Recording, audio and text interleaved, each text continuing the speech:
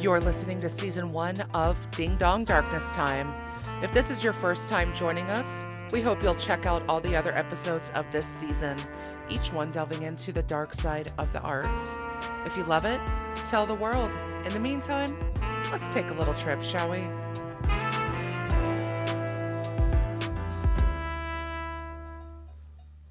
Okay, welcome back, everybody. This is Ding Dong Darkness Time. I'm your host, Allison Dickson, here with my everlasting gobstopper of a friend, Chris Armstrong. I've never been called that, but it's the most flattering thing I've ever had anyone call me. Am I going to absolutely start ripping off the prosecutors and their bit? You have to call me something new each time. Yeah, I might just do that. Sorry, Brad, I'm stealing your bit. Oh, thank you, Allison. With my magnificent co-host, Chris. We're role reversing right now because when we impersonate our favorite podcasters, that's something that we do. Yes. Okay. Normally you do the Brett and I do the Alice, but it's true. It's true. It's fun. At least with True Crime Garage, we're firmly in our niche of I'm Nick and you're the captain. Although, actually, that's a lie. It's so enticing to do the captain. The captain's fun because he's so gruff. And he says stuff like, and that's enough of the business. From the windows to the walls. Cheers. Anyway, now that we're through the introduction, here we are. We're delving back again into the dark arts, sans Harry Potter. And our last episode about structures and architecture got pretty meaty, and we're going to go ahead and just forewarn you that we got a lot of ground to cover here, and it doesn't even begin to scratch the surface because we are talking about paintings. We figure there's a lot of history, a lot of lore, and we did some dives, and we actually dove separately to find our own topics that we were going to bring, and we ended up lighting on the same artist for one thing. So, but we don't know the paintings that we're going to talk about. Isn't that right, Chris? It's true. And I'll say the one that we did land on was for, I think, very good reasons, which we'll talk about when we get to that particular artist.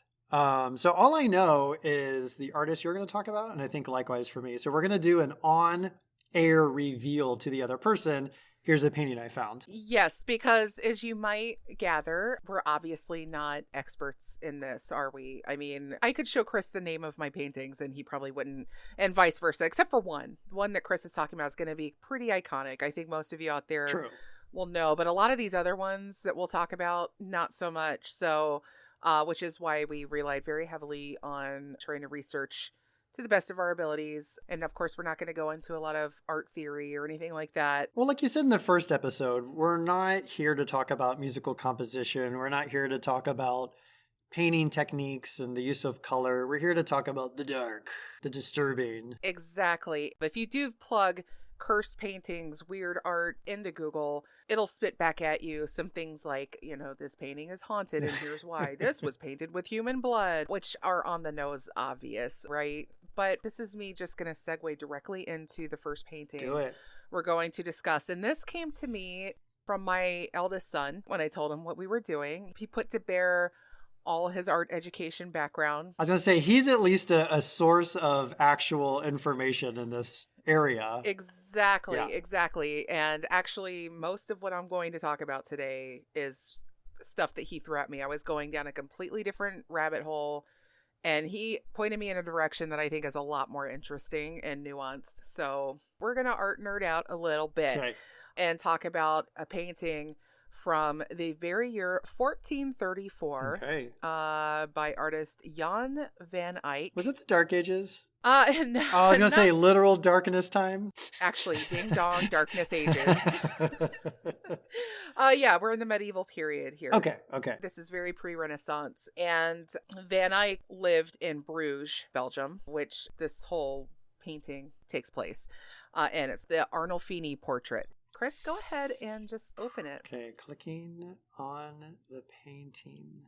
Oh, do you want me to describe it? Yeah, go ahead and do your best if you like. So imagine a slim Vladimir Putin wearing a Lord Farquaad purple outfit with the purple hat that I feel like from the new Charlie and the Chocolate Factory. Yeah.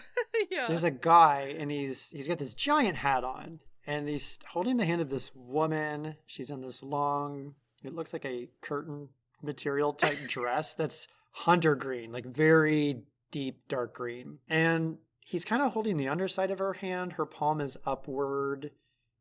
They're not looking at each other. They're both sort of looking around. Oh, there's a dog at the bottom. There's a lot going on here. Yes. There's a creepy looking mirror in the background. The frame almost looks like the cog of a machine. They're apparently in some bedroom. What the heck is going on here? It is full of details, isn't it? And this was a trademark of Van Eyck's work.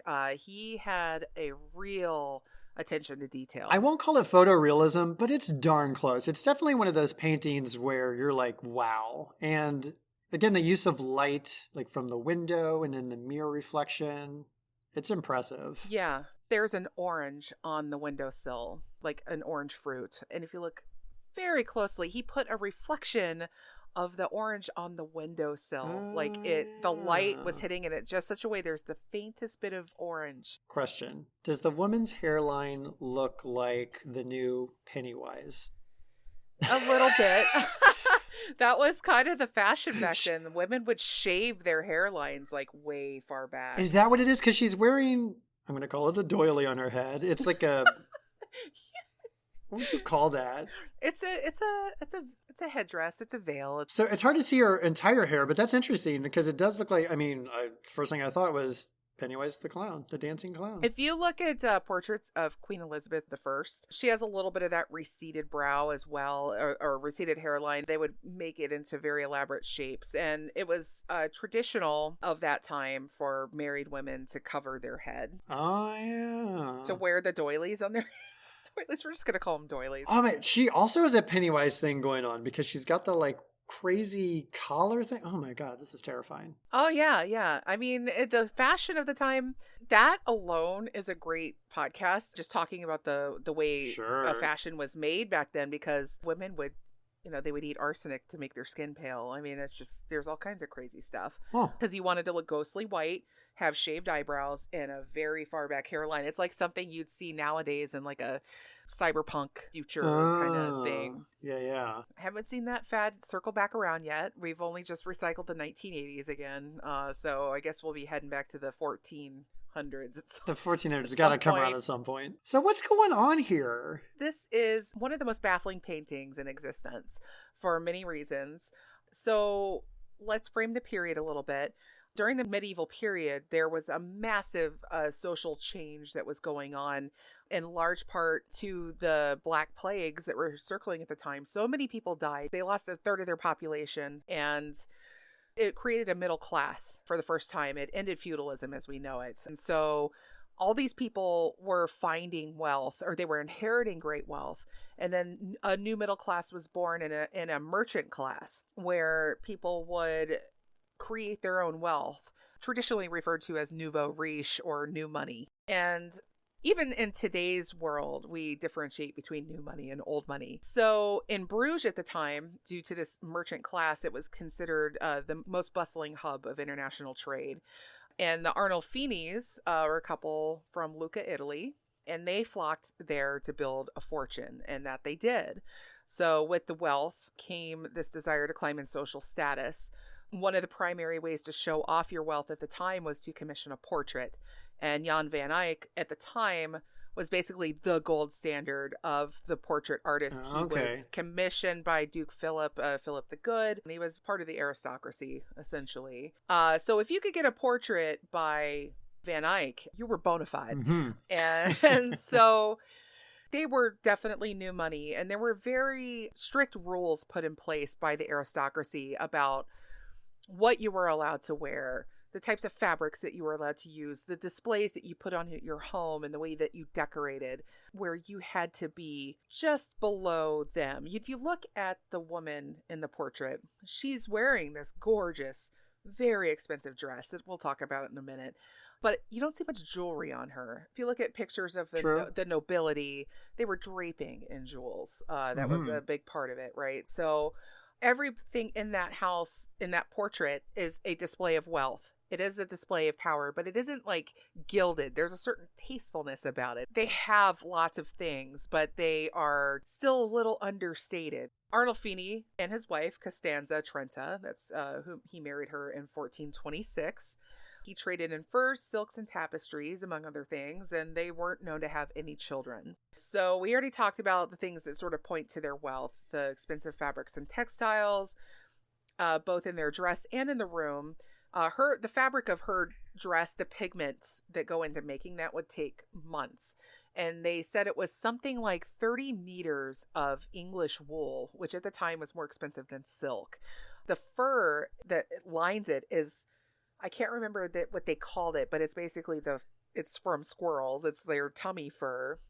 Oh. I said it would take like 2,000 squirrels to make this dress. Yeah. It's a lot. Wow. And so all that billowing fabric, a lot of people, when they look at this picture, they would say, oh, is she pregnant? Because she's got a round belly. She does. Well, actually, I forgot to mention that in my initial description. I wondered. And she's also holding her hand like right above if she was pregnant. Yeah, like where you would kind of hold it. Yeah, so. She follows the same curvature as a lot of the female models at the time that kind of symbolize this like fertile woman. Like she's round of belly, but she's not necessarily pregnant. And it's really just that giant billow of fabric. Right. That her dress, and it has such a long train that she needs servants to help her with it throughout the day. Oh, I can imagine. Yeah, so it's really like a way of going like, hey, look at how rich I am. Look at all this fabric that's been ruched in this particular technique that takes forever, like those little ruffles down at the bottom. And then she's got this undergarment that's this blue that's typically reserved for noble classes, but it's just her undergarment and only little bits of it peek through. So everything about it just talks about like their status. And there's also the bed. Now, this is a reception room. This is the room where you accept company. Why is there a bed there? So, by the way, I'm getting a lot of this information from a great YouTube channel called Great Art Explained. Fantastic video. I watched a few others given by art critics on YouTube, and of course read a few number of articles too. But the Great Art Explained was a great one here. He talks about how it was common at the time to have a bed in your living room, your reception room, as a display of wealth, because furniture was very hard to come by in this era. It was very luxurious. Few people had more than a couple chairs, a lot of them didn't even have beds. So if you have a fully made bed in your living room, you are telling the people coming into your home that you got it like that. If you have that now, it's because you live in a one-room flat in an expensive city. Exactly. That's the only reason you have a bed in your living room. I know. It's the same room. It is the same room. And now at the time it was like, oh, but they never slept in it. It was like, this is just a bed for, it's like my old Southern granny. I keep bringing her up in the last episode, but she only had looking at furniture. You didn't sit on it ever. Right. There was like a whole room just full of that. And it was just, again, that formal display of, here's all our things. We don't see that much anymore. It's amazing how much things have changed that way. So then there are additional things, of course. We look at the chandelier and the mirror. These are things that were very uncommon in most houses back in those days. The mirror itself, usually for only the very wealthy. Looking at this, a lot of people have assumed that we're looking at a newly betrothed couple. Joined at the hands, he's got his hand raised like he's taking a vow of some sort. And there are a lot of theories that, a lot of the symbolism in this painting refer to a marriage. However, one of the most prevailing theories about this painting is that Costanza is dead, and that this is a memorial portrait. Oh, wow. Because way back in the beginning, I said that this was a painting that was completed in 1434. Costanza died in 1433, 1 year before the portrait was painted. And so it wasn't uncommon for memorial portraits to be made at the time. Van Eyck put a lot of details in this painting to sort of suggest that we're honoring a woman who's died. Again, this thing is full of details, right? And I'm only barely scratching the surface on this. I mean, my God, I could go on forever. But for instance, if you look at the chandelier, you'll see a lit candle, and then you'll see one that's just kind of melted and snuffed out. The snuffed out one is on her side.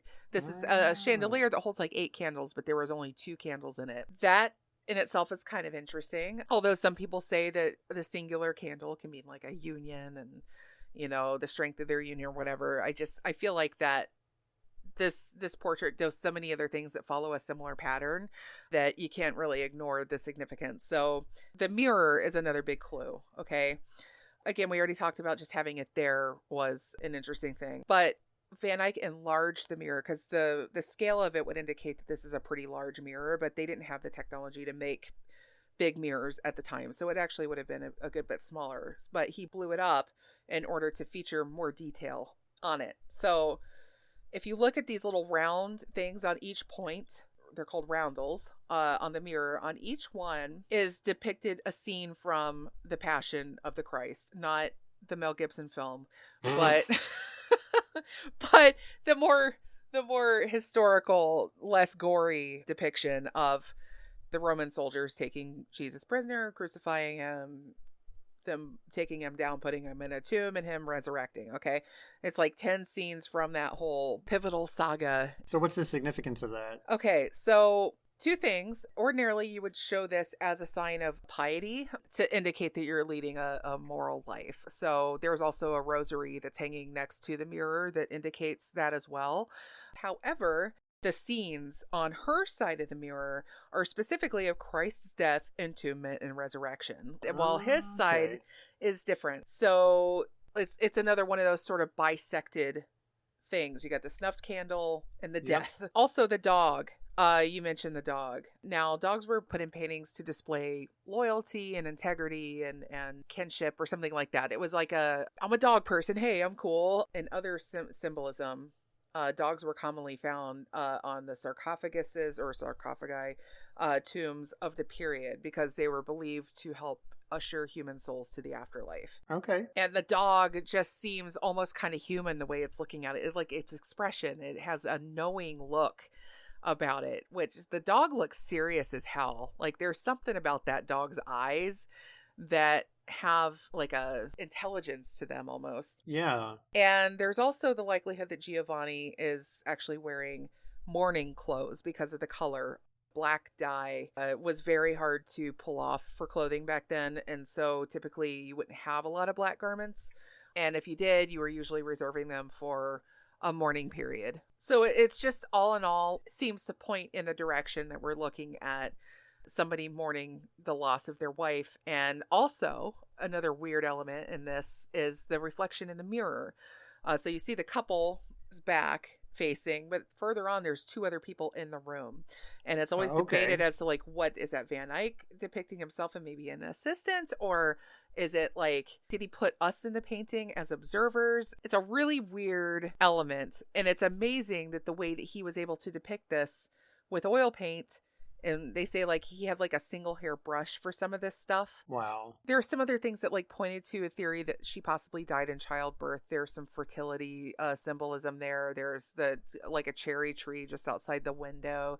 There's like so many things that point to the possibility that she died in childbirth. But it's also, when you look at Van Eyck himself, the man is sometimes credited as having invented oil painting. And while that's not necessarily true, he is responsible for the mainstreaming of it and refining the techniques into what we understand as oil painting today. He was absolutely a pioneer. His contemporaries didn't call him an artist, they called him an alchemist. They never were able to understand how he was able to capture the realism that he captured in this sort of like feeling that like you're looking through a portal into another world. There's a depth to that image. It's hard to believe that that comes from a medieval period. Yeah, the OG guy using this medium or like you said, one of the early adopters, but like to hit the canvas running, this is amazing. Like you would think the first person would have not had this much detail, precision. Again, a lot of these, what really sets them apart is the lighting. Yeah. And just the image of the window in the mirror and the warp it has, because it's like a circular mirror, it's astounding. Yeah. My goodness. It is really something that, and all the detail that he had in there, even his signature is kind of odd. He signed it above the mirror, and it says in Latin, Jan Van Eyck was here, essentially. Okay, I was going to ask you what that writing was. I thought that was going to be a clue as well, but that's his signature. Okay. Huh. Yeah, so it was an interesting, nobody really knows why he did that either. I thought it was going to be Latin for live, laugh, love. Like a medieval time stencil, Right. from the ye olde Hobby Lobby. If Costanza ain't happy, ain't nobody happy. Yeah. Exactly.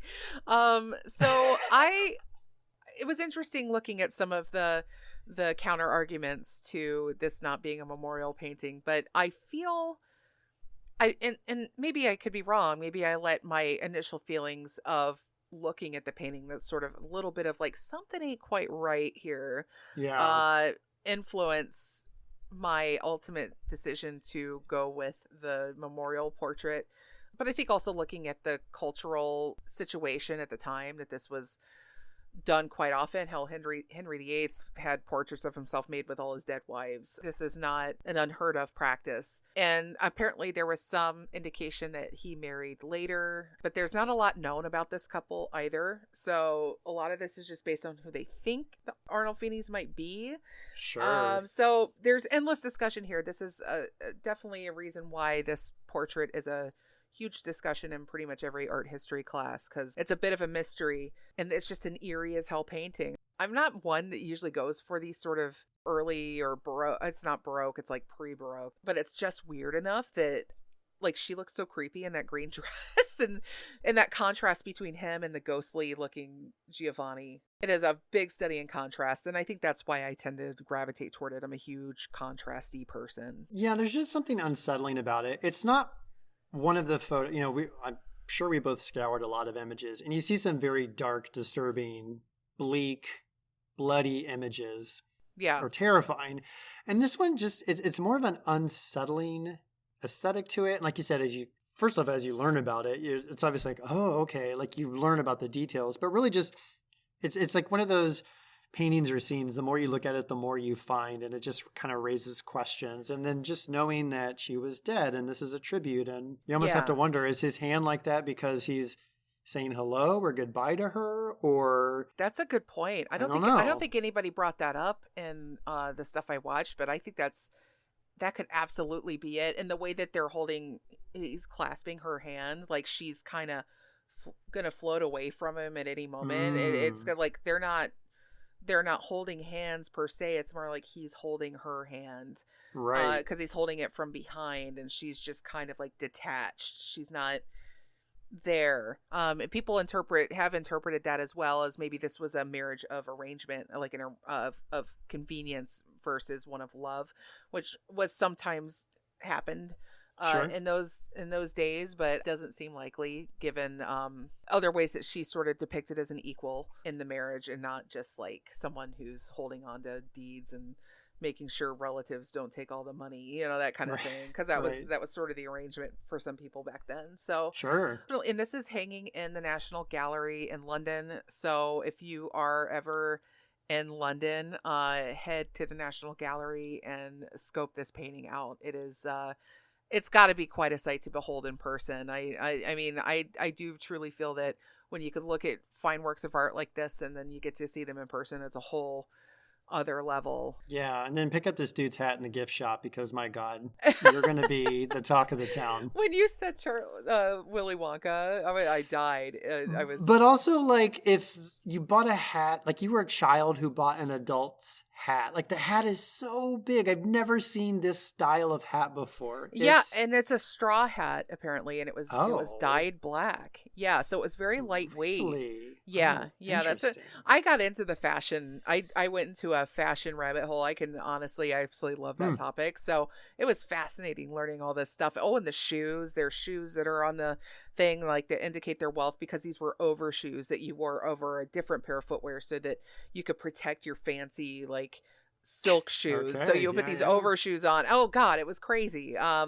Just another one of those things, like more details, the more you study it, the more you find. And it has a sense of like infinite possibility in there. Like every time I go to this thing, I'm going to see something else, Right. or something's going to move. Doesn't it look like something's just going to move just slightly?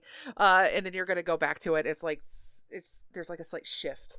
And then like, yeah, it kind of has that feeling to it. Well, thank you. I didn't want to Yeah. sleep tonight. So I Yeah, appreciate well, that. you know, and I think your painting's actually going to be a little scarier, if I do recall. I don't know if it's going to be scary. Well, maybe. Let's just see.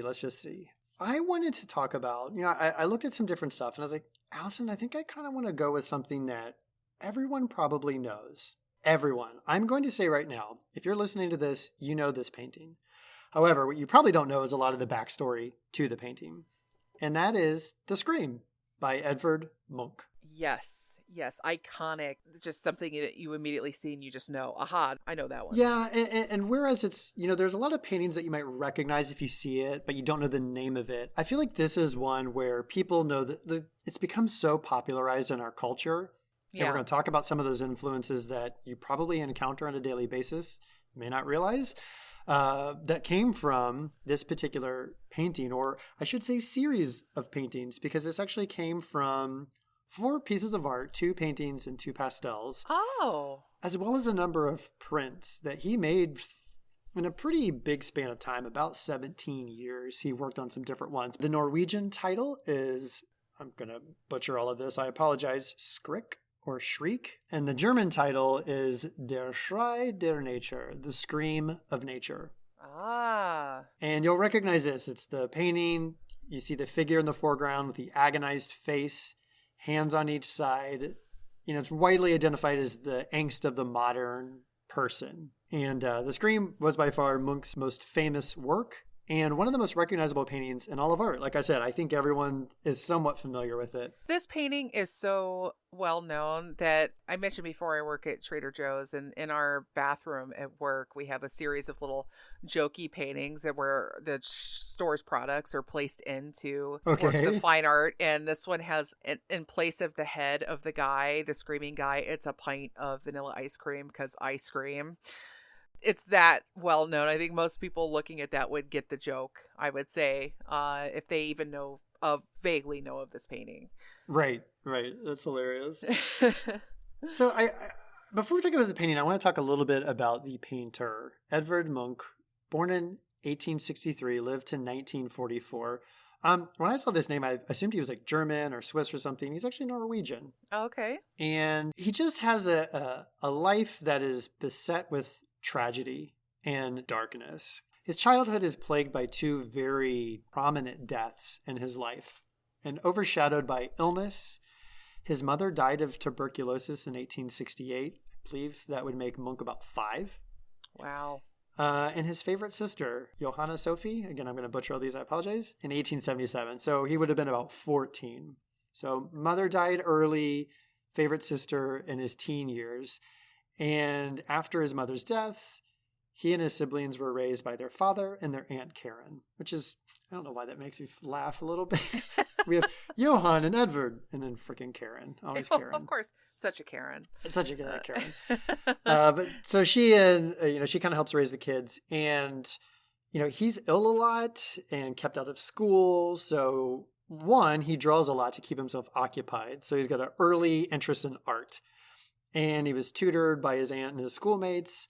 And his dad, Christian, entertained the children with vivid ghost stories and tales of the American writer Edgar Allan Poe. Oh my God. That's another episode in the making, guys. Right? That's interesting. So we've got death, illness, and now these stories of darkness and just human suffering and tragedy. Oh, you mean the uplifting tale of obsession and fear called The Telltale Heart? I mean, that's like you read that to kindergartners before they go to bed at night, yeah? And the family lived what was termed perennial poverty. His father was a doctor in the military, and he didn't make a lot of money. He tried to open his own practice, was not successful, and so they really just lived off of his minimal pay. So they weren't well-to-do. And I want to talk a little bit about his dad.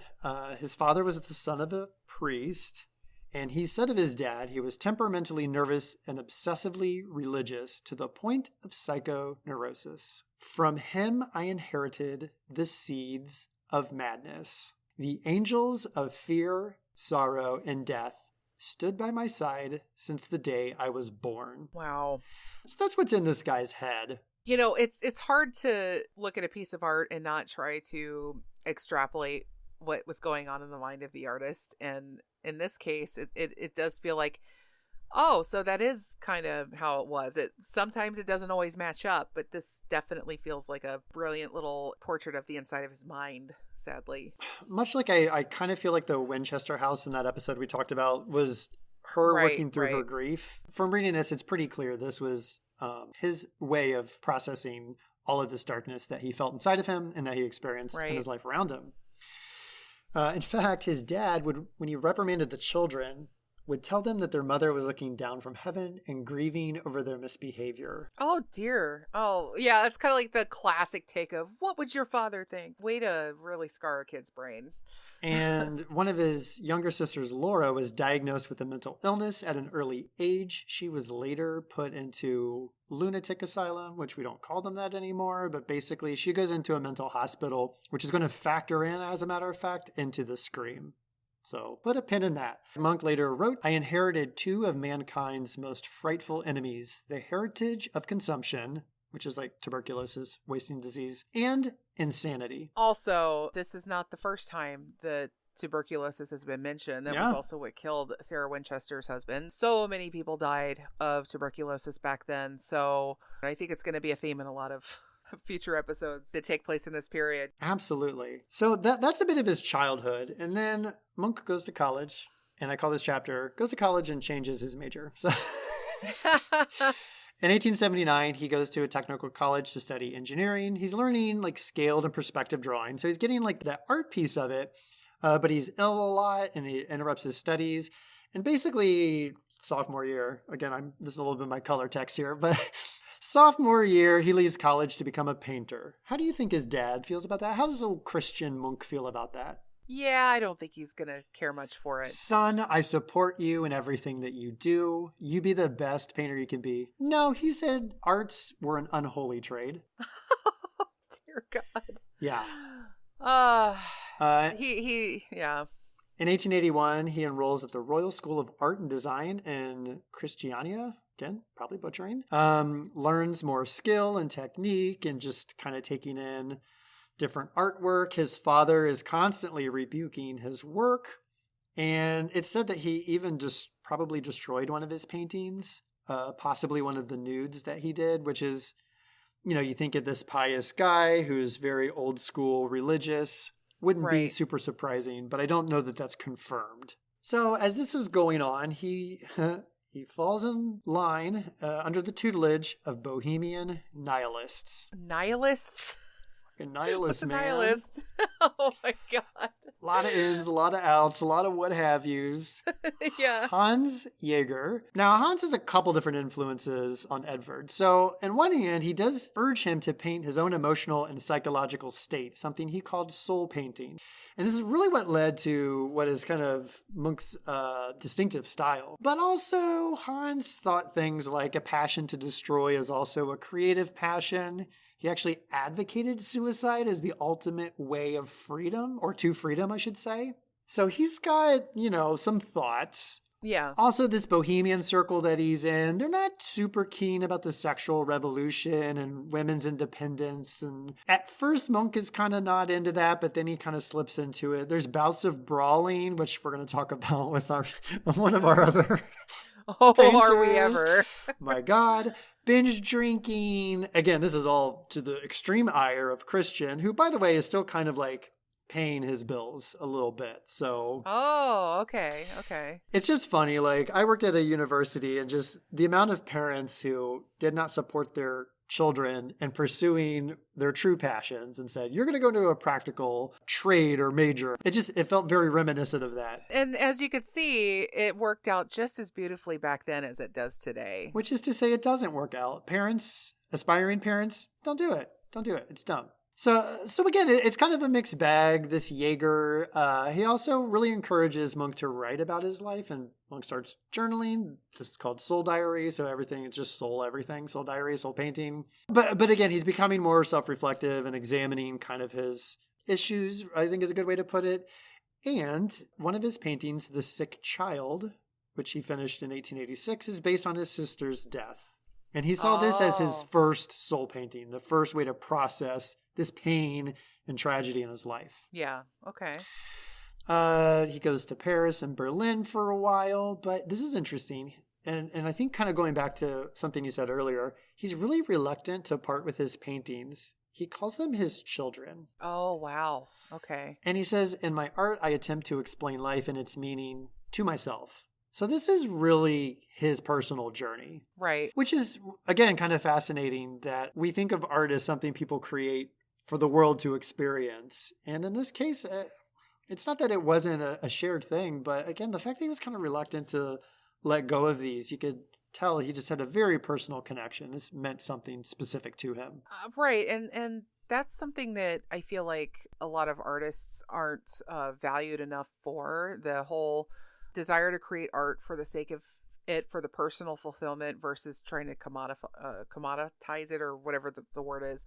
Commission it, right? Commissioned work. Yeah, where you're looking to sell it, make money, get it published, get it up in a gallery, whatever it may be that you're doing, versus people that just, I just wanted to make this thing, so I'm going to make it. And there's something deeply fulfilling about that. Or you just make it and then you just give it away to somebody. Like it's, you're not trying to get paid, you just liked making it. My friend April, she makes the most amazing blankets I've ever seen in my life, these crocheted masterpieces that are so complex and take so much yarn and so much time, and she just gives them as gifts to people. Like, she's like, if I tried to sell it, I wouldn't really get what I was actually worth in terms of labor hours and materials, so she just gives it away. Yeah, that's really neat to know about him. Yeah. I mean, he's got this period where he's really finding himself and doing introspection, but again, he's got this darkness and always in the back of his mind, the seed of madness, this insanity that he says he inherited from his family.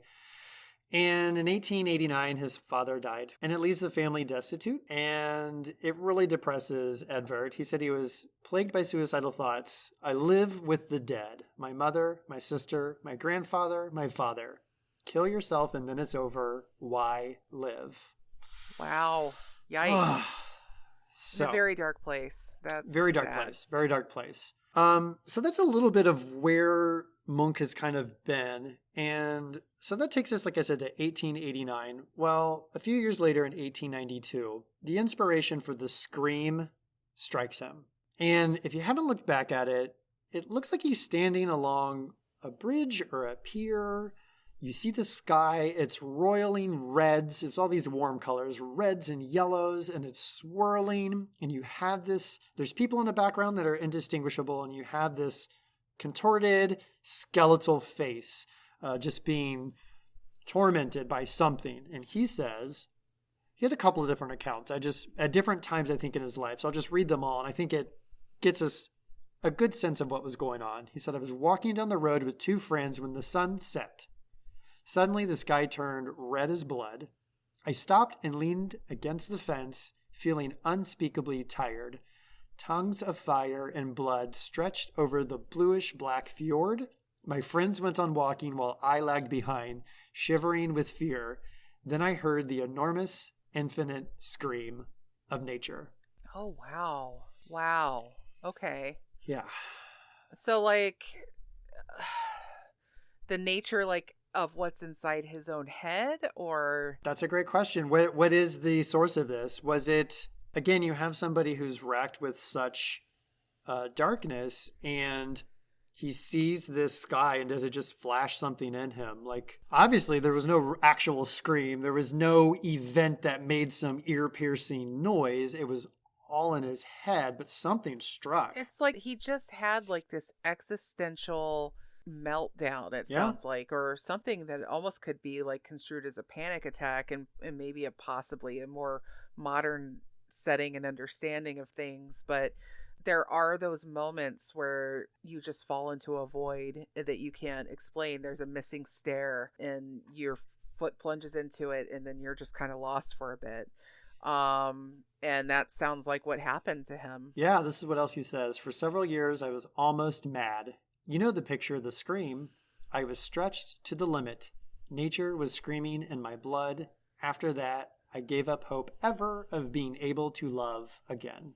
Oh my God. So yeah, very, just, again, a lot of just, very melancholy. Like, knowing how literal that painting is just really makes it sink in. So there's some interesting theories about this scene that I want to talk about.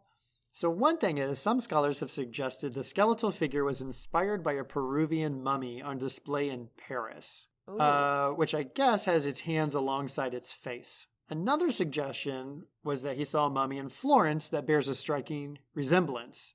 And in fact, if you look up this particular mummy, the way the hands are next to the face, it is eerily similar. Oh, yeah, I'm seeing it right now.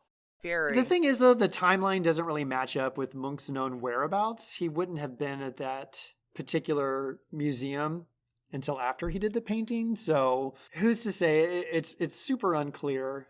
Interesting theories about the red sky. So there's this popular myth that there's a powerful volcanic well, this is true. There was a powerful volcanic eruption in Krakatoa, which had deeply tinted the sunset skies like red in parts of the Western Hemisphere for like months in the mid-80s, 1880s. Okay. So about a decade before he paints The Scream, but this has been widely disputed. Like, hey, he's an expressionist painter. Like, it's not necessarily a literal rendering. So right. It's an interesting theory, but it doesn't seem to really hold up super well. Another explanation is that the red skies are due to the appearance of nacreous clouds. Oh, interesting. Okay. Which apparently occur at the latitude of Norway and look remarkably similar to the skies depicted in The Scream.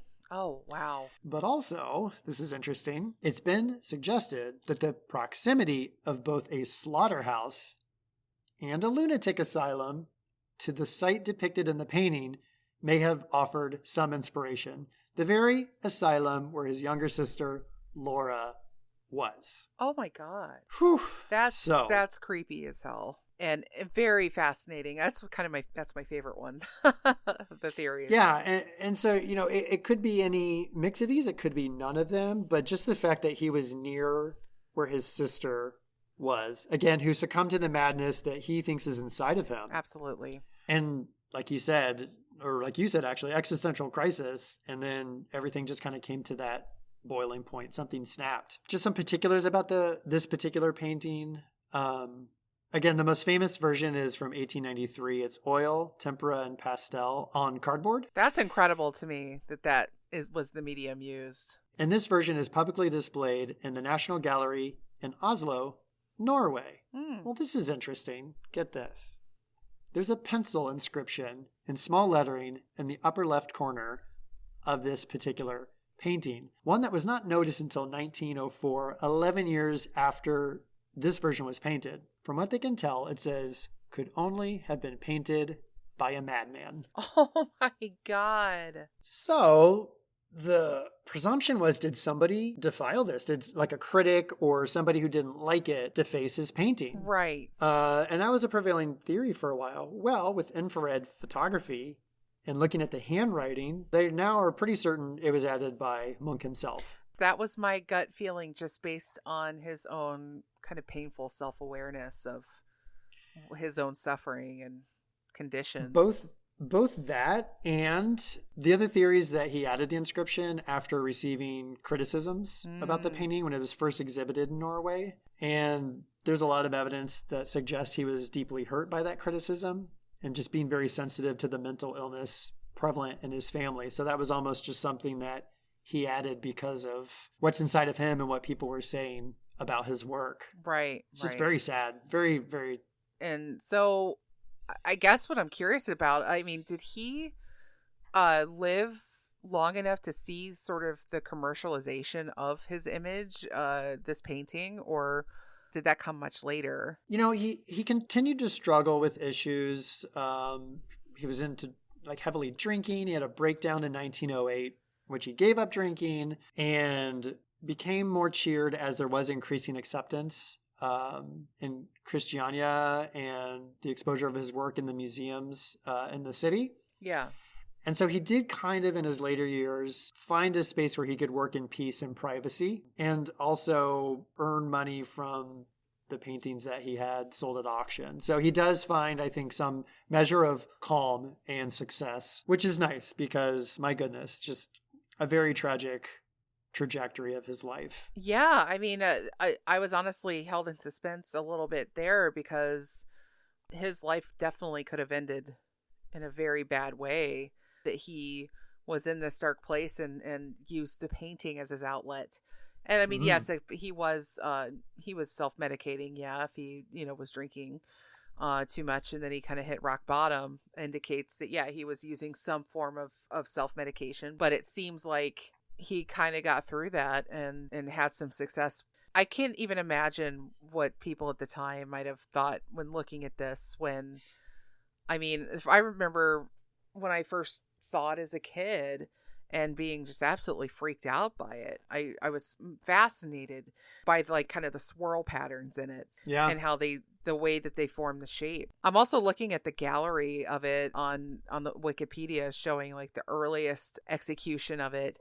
Interesting to see painters in their sort of rough drafts and their refining of what they do. So you don't get to see that a lot. So it's nice that a lot of this was preserved as well. Yeah, absolutely. What's interesting in learning about his life is it reminds me a lot of the life H.P. Lovecraft had, where he had these periods of isolation and of depression and illness and just this feeling that he was doomed from birth, and just darkness. The melancholy is the word he used, which I thought was great. We don't see the extreme xenophobia from Munch like we see in Lovecraft, but he's also somebody who his fear of the unknown, of the other, was what really drove his work. And in this one, it's the fear of this impending madness, and this physical ailment. And just everything that happens in his life is that driving force that comes out in his work. And I think H.P. Lovecraft was able to come to a place where he learned a bit, and he, I think, understood his shortcomings and started to be more accepting of the other and the outsider. I can't say he came full circle, but just an interesting kind of parallel between their lives and how their works reflect that. He absolutely did show an attempt to reflect on things, which I think, again, makes them such powerful artists, the people that do this, and why I think their work continues to have a power and a pull to this day, and a form of influence. It's interesting too, doing a quick scroll through sort of the oeuvre, if you will, of Munch, and how different all of his paintings really are. Very different styles.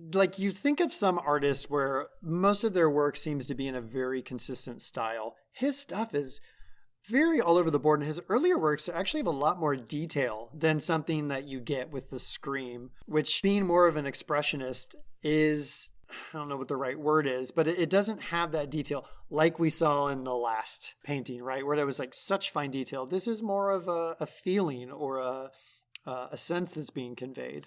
Yeah, his earlier work was very different. It is, and also some of the ones that seem to be kind of related, he did one called Anxiety that was from 1894, which almost looks like a cousin to the Scream. But God, there's so many of these other ones that definitely have, I hate to use the word crude because I think that's comes off as sounding negative, but there is a crudeness to some of these where it's, and I think it's to do with a lot of the mediums that he uses.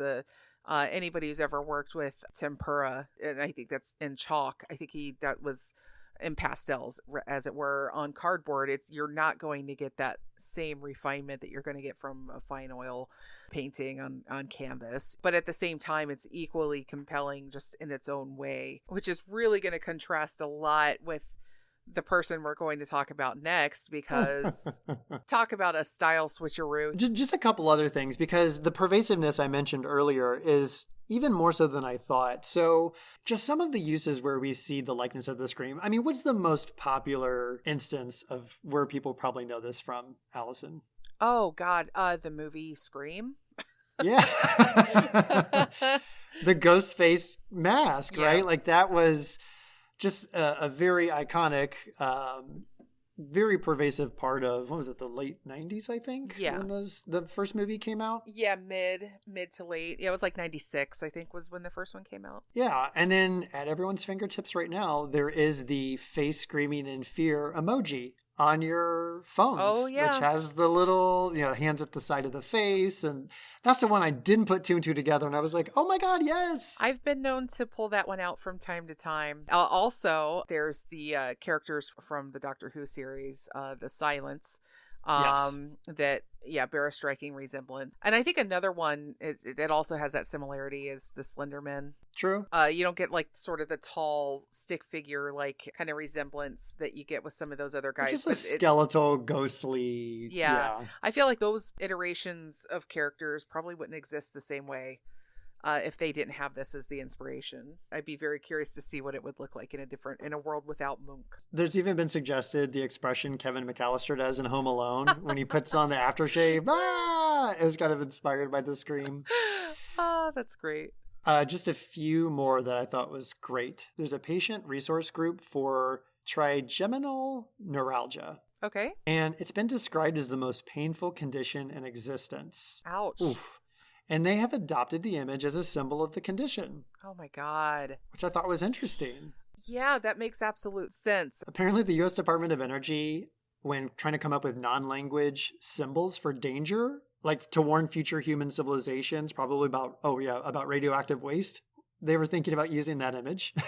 Wow. Like transcending language and time. Yeah. Which I thought that's interesting. To my knowledge, they haven't done it, but that was a influence. Andy Warhol had done a series of silkscreen prints, copying works by Munch, including the scream. This is always great when you do a little research and you find a juicy tidbit, Allison, that just makes you smile and say, what? I'm going to get this name wrong because I'm getting these all wrong. Erro, E-R-R-O. There's an accent on the O. He's an Icelandic pop artist. And he takes some masterpieces and kind of puts this ironic, irreverent treatment to them. Mm-hmm. He has two of them. One is called The Second Scream. And the other one, I'm just going to drop in here for you to take a look at. Ding dong. We are doing a podcast called Ding Dong Darkness Time. Man. And Arrow has created it's kind of a mashup. On one hand, you've got the Scream figure in the background. And on the other hand, you've got children playing in a schoolyard and it says Ding Dong. And I was like, Ding Dong Darkness Time. This whole thing needs to be my logo. I'm sorry in advance to my son, Nate, who designed the logo we currently have. But I think he might agree. This is fantastic. I absolutely love the mix of emotions and sentiments in this, and this is another one of those sort of like the Arnolfini portrait where you could just stare at it and find things that are disturbing little by little. Oh man, so that's what I've got for Munch and the Scream. I'm excited to find out about our next topic, our next painting. Well, we kind of discovered this independently. This is the one where we were going off and doing our own thing, and I will say again, this was another suggestion made to me by my son Nate. Who we're talking about is Caravaggio, an Italian painter from also pre-Renaissance, but only just barely. I think they were sort of edging into the Renaissance period during his time, or sort of like the late 1500s. So yeah, I said earlier that I like made a post after doing like a bit of research on this guy, and yep. I was like, okay, so Caravaggio seems like he was born in the wrong era. He belonged in the mosh pit of a Norwegian death metal show as a reward for releasing his 11th viral snuff film. Because this guy was a bit of a darkening man, let's just say. He was eccentric and troubled and violent and kind of a criminal.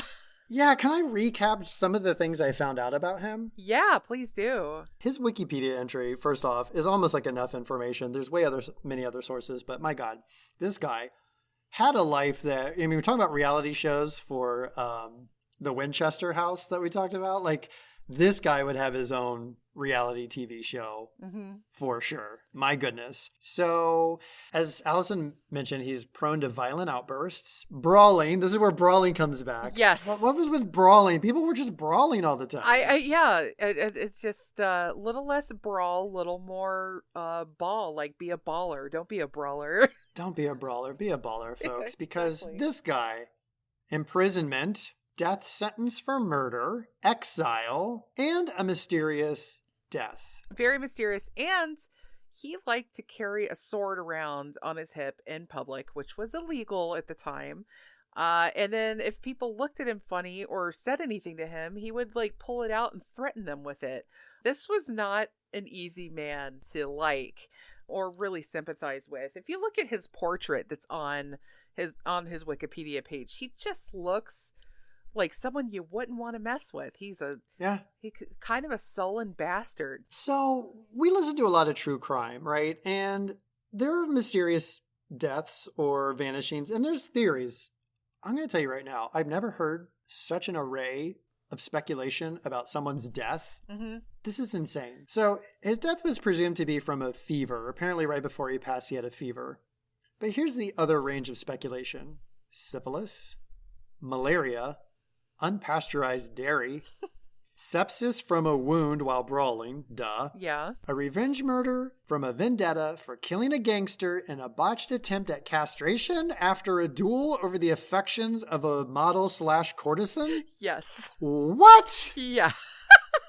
There is so much in that sentence. I was like, am I reading the same sentence or did 5 unrelated sentences get smashed together? This guy is the Sarah Winchester house of personality. So many rooms, but all violent. Also on that list of possible deaths was lead poisoning. Oh, duh, of course. That's actually a prevailing theory because of all the paints he worked with had lead in them, right? Yes. Which also relates to people kind of being unhinged. It's kind of like the Mad Hatter, right? Like the glue or whatever was toxic and caused people to... Yeah, and also lead has often been cited as a theory as to why serial killers were so prevalent in the early to mid 20th century was because we were using leaded gasoline. People were just a lot more violent back in those days in general, prone to violent crime of all kinds. So lead is definitely no good. His backstory is very interesting in how it influenced the way he painted, because he was a street guy. He was a thug, and I hate to use that word, but it is like one of those Lothario? A Lothario, yeah. Lothario? he was like, he would hawk his paintings, like he would make very quick paintings on the street and just sell them for a couple cents, or whatever the equivalent of that was at the time. And so a lot of the people in his paintings have this sort of vibrant, unrefined intensity. They're rode hard and put up wet in the parlance of our times. And that made him fascinating in his own right, because a lot of painters at the time were not depicting people or scenes in anything less than something ethereal and perfect and very refined.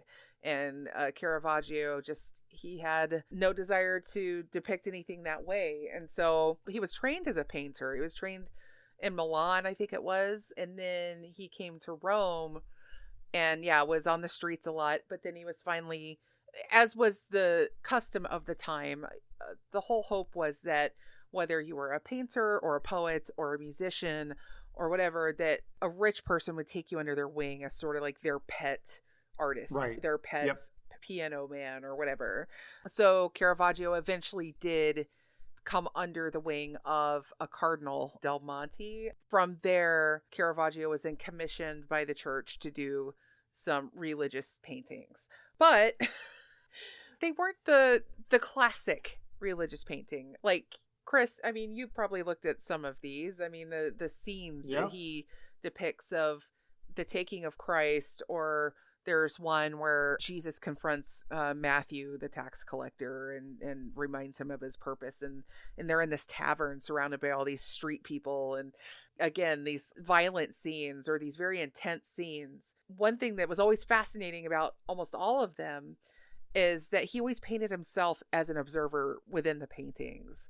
Oh, interesting. In a lot of these, like if you looked in the background, you would see him in the painting, like watching Hmm. from afar as like a witness to the event taking place. I think they call that Hitchcocking. Is that Yeah, I mean, Hitchcocking? really, I mean, I think Shyamalan does the same thing. There's a lot of directors like their own cameo, Sure. which King. is King likes to do that. yeah, he does. I think it is an interesting form of ego to want to do something like that. Like if I ever have one of my books made into anything on the screen, I don't want to be anywhere near the front of the camera. Like, please God, no. I mean, I wouldn't mind watching on the set, but do not. No, I do not want to be in anything that I write. So yeah, this cardinal that took him under his wing and he started painting for churches and whatnot. His trademark seems to really be in the lighting that he uses. It's very intense, and it's contrasted again with that contrast. It's contrasted by inky blacks. Yes. These paintings are depicting things at their most intense. And that brings me to one of the paintings that I will mention just offhand. I'm not going to analyze this one too much because it kind of speaks for itself. It's called Judith Beheading Hollow Furnace, I think it was. Holofernes? Holofernes, thank you. Hollow Furnace, thank you. This is the one I chose. This is the one. So it sounds like you chose a different one. Okay, so this is your main one. Then I will hand it to Yeah. you. I had no idea what Chris picked, and I had a feeling you might have picked this one, or there was like one other kind of bloody one. Well, there's a lot of bloody ones actually, but this is probably one of the scariest of them. Yeah, and I would say this much. If you're a little squeamish, don't run to look this one up. I mean, the title kind of says it, Judith Beheading Holofernes. And as Allison mentioned, his technique was to capture something at its most brutal moment. And this is based off an Old Testament book of Judith.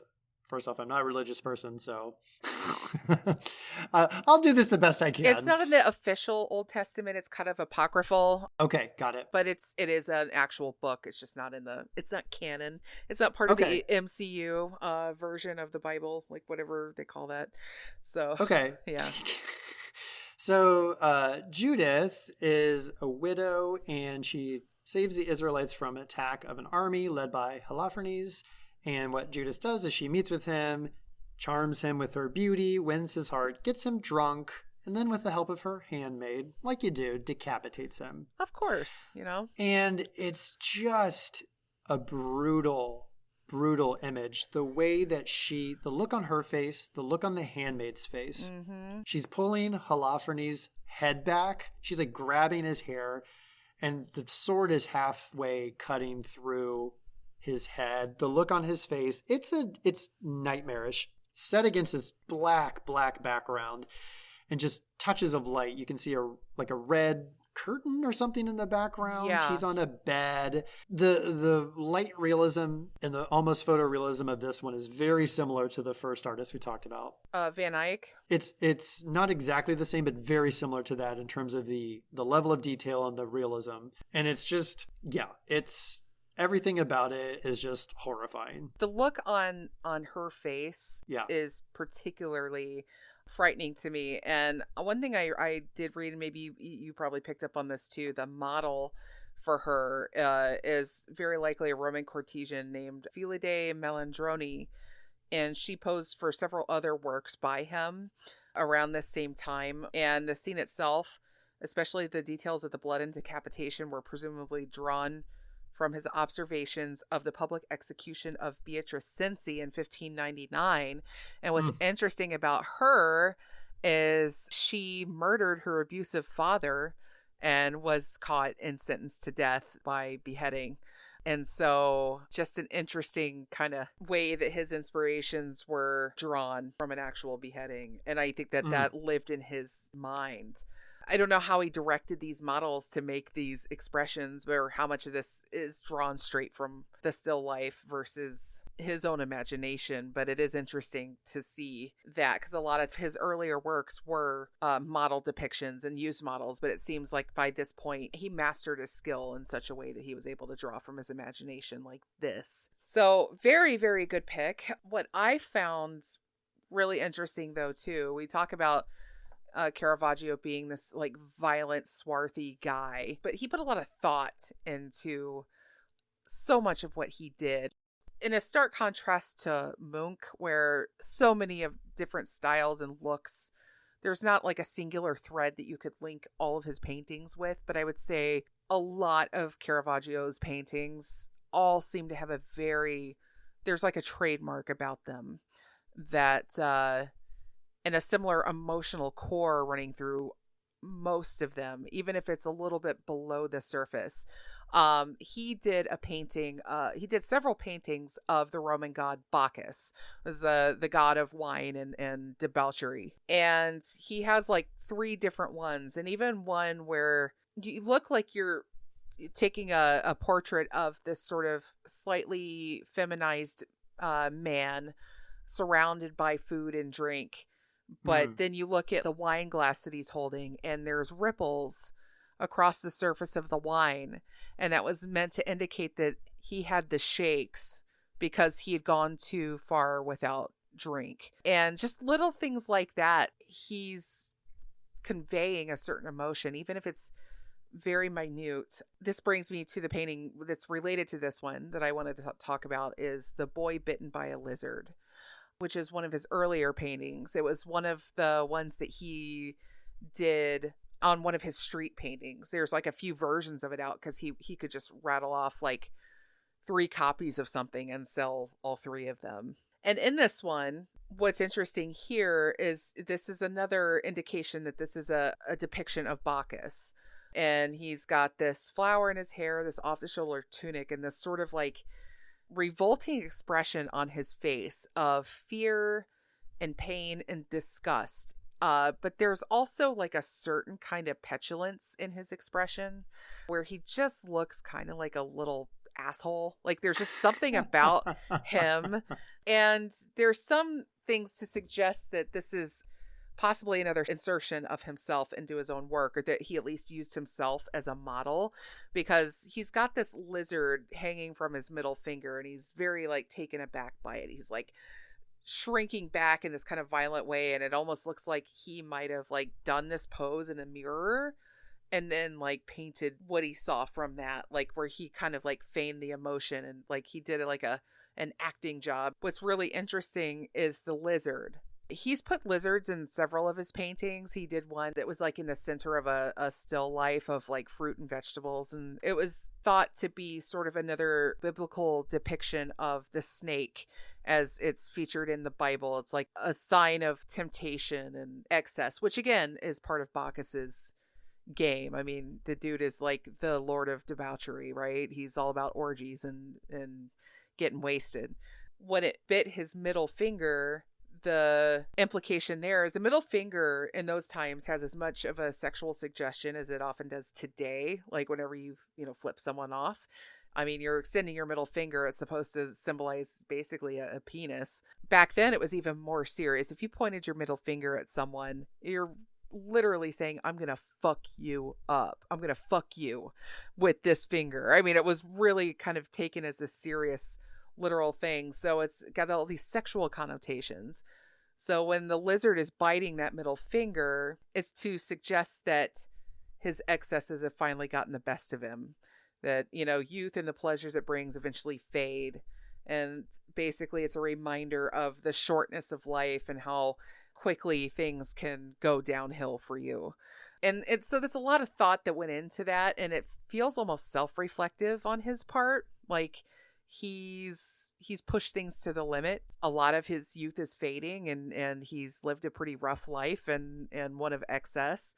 And what makes this especially interesting is how these paintings are all taking place in Rome. And what is it about Rome that makes it so special, that makes it so unique?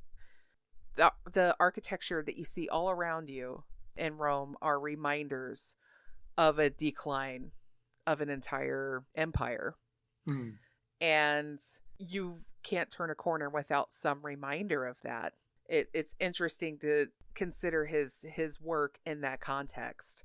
That's what I found interesting. And that whole analysis was another great art critic that I found on YouTube, who does a lot. Caravaggio is like his main area of study, and he's done a lot of work with the National Gallery, that has a number of Caravaggio's paintings. Absolutely would love to see his work in person. I feel like it would be even more disturbing to really gaze at them up close. Oh, for sure. Yeah. There's a Medusa painting. That's another one of his more famous works too. It's like she's beheaded or something, and she's got the snakes for hair, and that always terrified me as a kid, like depictions of Medusa. Clash of the Titans, man. Remember that? When I learned that it was a woman that had snakes for hair, it was a source of nightmares. Like genuinely scared the hell out of me as a kid. Yeah. Not only is she scary, she'll turn you into freaking stone. Exactly. Yeah. Like an absolute nightmare person. And he depicted her very well. And another favorite of mine, of his, is I think it's David holding the head of Goliath after he beheaded Goliath with a sword. And so he's just holding this decapitated head. Man, this dude loves swords. This dude loved swords. Yeah. Oh my goodness. Yeah. I mean, he was a virtuoso gangster. I mean, the guy was a hot mess of an individual, but a very, very talented one. And the fact that I think he was only 36 when he died. He was still pretty young. Check out his work and see for yourself. All of these guaranteed to put a little bit of nightmare, a little seeds of madness, if you will. Seeds of madness. My goodness. So I think we managed to actually end a little sooner than I thought we would, unless you have anything else you would like to add, sir. Well, this has nothing to do with the topic, but I don't know that you want to do self-promotion, so I'm going to promote you. Allison has a short story that was published. When was this published, Allison? Oh, gosh. In 2016. 2016, okay. I don't know why I had 2009 in my head. Anyway, so 2016, John Dillinger and the Blind Magician.